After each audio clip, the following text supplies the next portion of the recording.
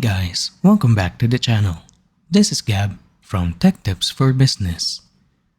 For today's video, we are going to talk about how to hide columns in Microsoft Excel. Let's get started. Firstly, why do we need to hide columns? It is important for us to know how to do it, since if ever we want to hide information from anybody, we can just easily hide it without having to deal with the consequences of deleting our data. The risks of deleting our data shows that whenever we try to delete a certain column, the total number or amount that we have over here would change, especially since it's a part of a formula, just like this one. Now, in order to hide our column, it's quite easy.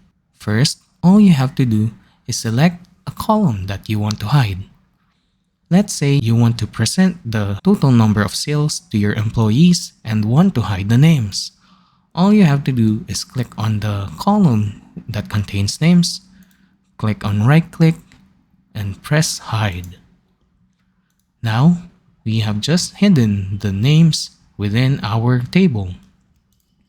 You can see that a certain column is hidden since this format would show up.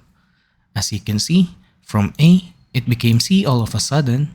That's why there should be a hidden column somewhere between those two.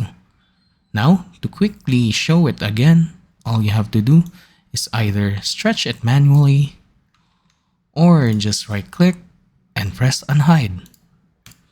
And there we go.